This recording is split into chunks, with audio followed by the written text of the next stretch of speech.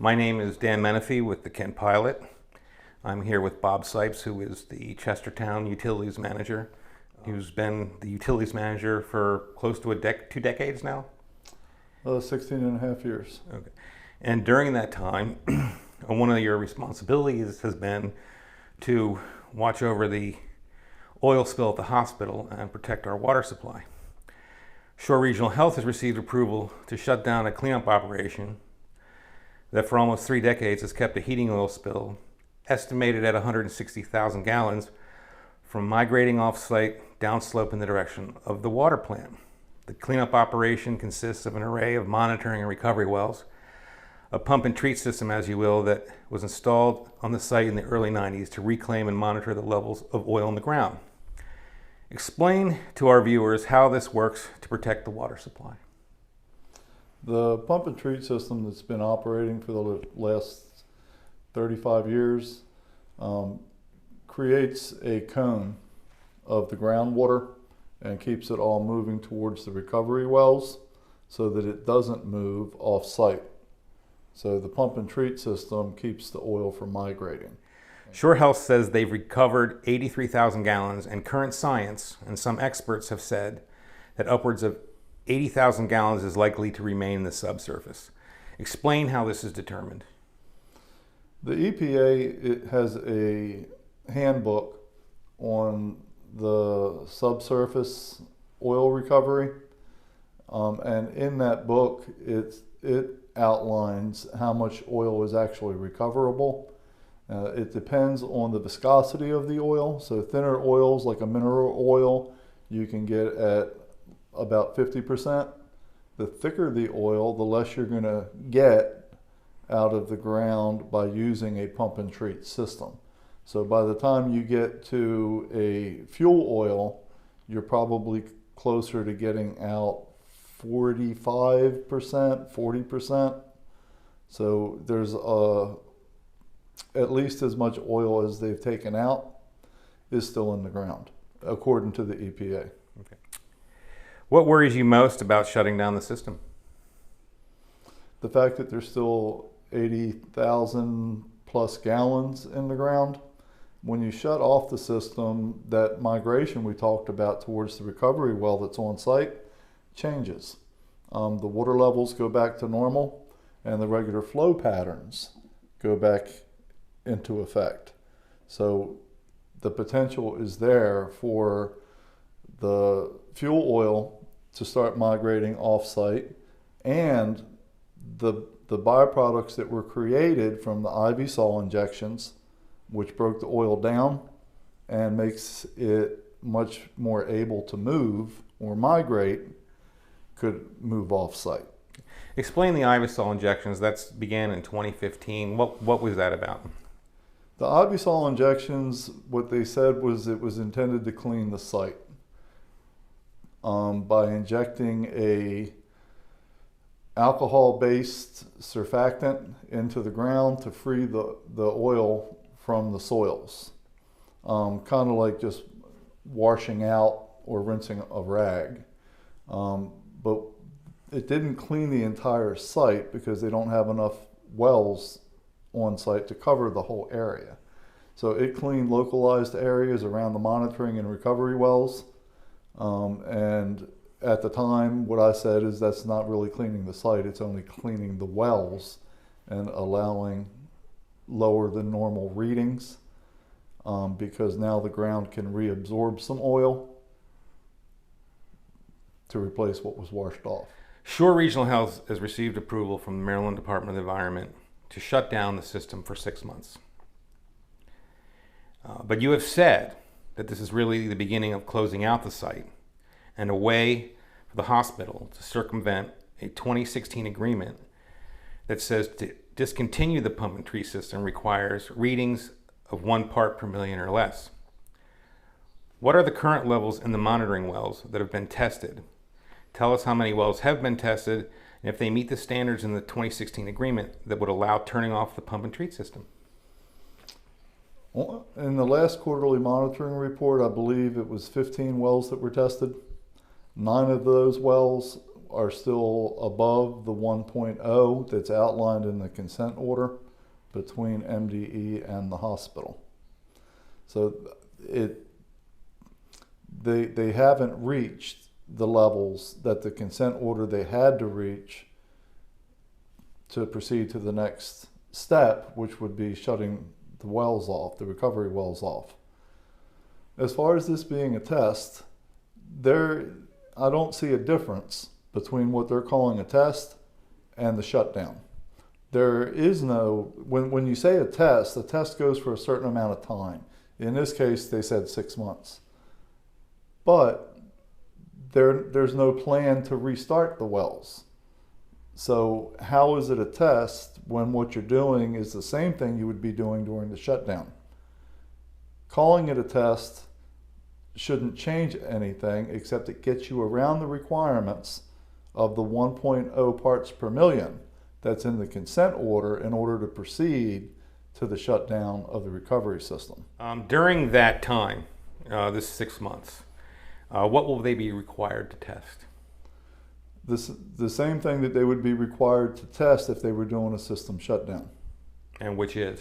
They're going to be gauging or looking in the monitoring wells for the presence of free product, sheens, odors, and in a select few of the wells, they will grab samples for analysis, as they've been doing for the last 30-some years.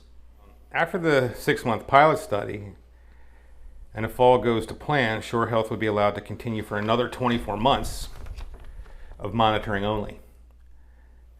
So the pumps aren't on, nothing is being reclaimed. And Shore Health has said they would stand at the ready to reactivate the pump and treat system if oil begins to move or the levels of contamination rise again. But you say there is no specific measurement of new contamination in the approval from MDE that will require the hospital to turn the system back on. Tell us about that. The way that the agreement reads, there are no set points, no trigger amounts of oil in the wells that would automatically cause them to start the recovery system back up. Only after the data is submitted to MDE or MDE is notified that we have, for instance, 200 parts per million in this well, or we have 3 inches of oil, free oil in this well, MDE makes the decision on whether or not to start the system back up. Now, communicating that from one Maryland agency, University of Maryland, to Maryland Department of the Environment, and getting the feedback from it, I don't know what the time frame is on that, but I can't see it as a next day thing. So they're going to be submitting all the information to Maryland Department of the Environment, and they will make the call on whether that constitutes a reason to fire the system back up. And during this decision process, you say oil is moving.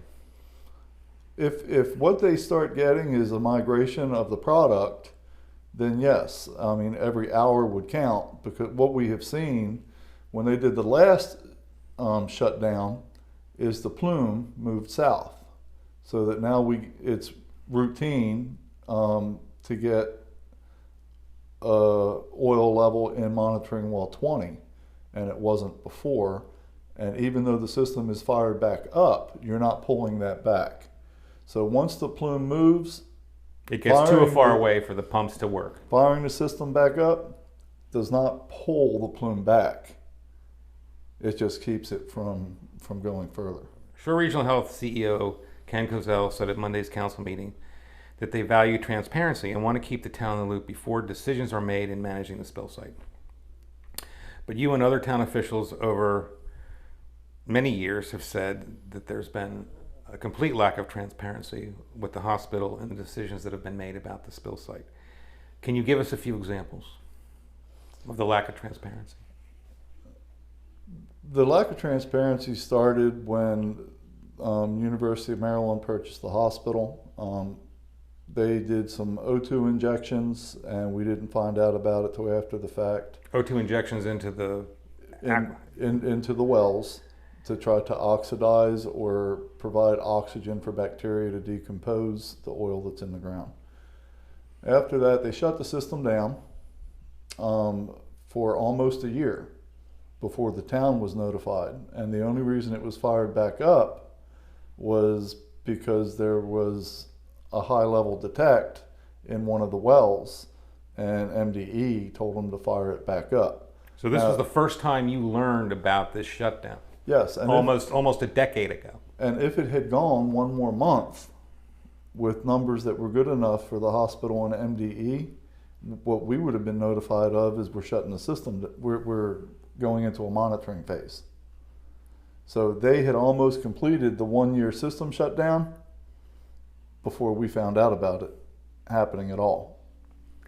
So, and now currently, the silica gel cleanup method that they're using for monitoring the oil on site, we were never told that was going to be used for compliance. It doesn't exist in the consent order between MDE and the hospital.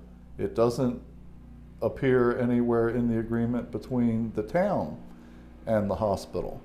And these are two separate agreements. These are two separate agreements, but one thing they have in common is the method that has to be used for testing for the oil. And neither one of those methods involve a silica gel cleanup method, where you run the sample through a filter to remove exactly what you're supposed to be testing for. The hospital, after this 6-month pilot study, and if all goes well, we'll get another 24 months of monitoring only. So the pump and treat system will be turned off. And if all goes well after that, then there's another 12-month period where the hospital would only be required to monitor 3 Sentinel wells that were installed as part of a 2016 agreement between the town and the hospital. Can you explain that, how that works? And can you explain what level of detection would trigger the hospital or require the hospital to turn the pump and treat system back on? Okay, so after the initial 6 months, you go into the 24-month. That's part of the consent order with MDE in the hospital. Once that's done, they may get site closeout. There's a separate agreement between the town and the hospital that requires the additional 12 months of monitoring. Now, there are some things in that agreement that are specific. The detection level of 0.47 parts per million would trigger an action, an unspecified action, something to be determined. So it is a little vague as to exactly at what point could that necessitate firing up the pump and treat system again, or would it be other actions that would be taken? So that would be a discussion between the town and the hospital to find what an appropriate action would be. The agreement does outline, depending on how far that contamination goes or how high it gets, that the end result could possibly be the hospital supplying a replacement water source and treatment for that water source if it gets to that point. There's a burden of proof in this 2016 agreement that if oil ever gets and contaminants ever get into our actual water supply at the water plant, there's a burden of proof on the town that they actually have to prove that it came from the hospital oil spill. Can you explain that a little bit? That would come into play if oil is detected in the production wells at the water plant. So at the water plant, if we start getting any kind of an odor or a test that comes back that says there is contamination in one of those wells, we have to be able to prove, based on the agreement, the rebuttable presumption, we have to be able to prove that that oil came from the hospital site. It's not we can't assume that it did. Exactly the opposite. We have to assume that it didn't. unless we can prove that it did. And if you look at other cases about rebuttable presumptions, for instance, many years ago there was a spill at a gas station up in Fallston, and the rebuttable presumption was the opposite. In other words, it was assumed that the responsible party, the gas station, was guilty unless they could prove that the contamination didn't come from them. Is this how you understand what's happened in the past? Or I read up on that case a little bit, and yes, the situation there was that they understood there was a leak in an underground storage tank, and that it was a 99% chance that if anything got contaminated in that area, that's where it came from. In this case, we do have a major contamination site. From my point of view, a site that is contaminated up at the hospital, and the water plant about 1,000 feet away. That seems to me to be if something showed up that was a gasoline product, then yes, that didn't come from that site. But having to be able to prove that if a fuel oil shows up that is consistent with what is on the hospital site, that's a burden that may be difficult for the town, but hopefully it never comes to that point. The hospital's claimed over the years that operating this pump and treat system, this reclamation system, as you will, has been costly, somewhere in the neighborhood of $50,000 to $200,000 a year. What do you say to Shore Regional Health about the cost versus the safety issue to the town? And what would you like to see happen with the pump and treat system? Would you like to see it remain on? So, yeah, that's something that I would like to see happen. The whole system shut down, I think, is premature. I understand that they have a cost, but University of Maryland was well aware of that cost when they purchased the property. When they purchased the property, the pump and treat system was installed. It was a fact of life. But as soon as they purchased it, they immediately started trying to close it out. They started taking steps immediately to close it out. If it costs $200,000 a year, it's a cost that they walked into with their eyes wide open. So they assume this liability as the responsible party? Yes. And what it costs them, from my point of view, is irrelevant. We need to make sure that we can continue to provide safe drinking water. And if it costs them $500,000 a year, that's what it costs.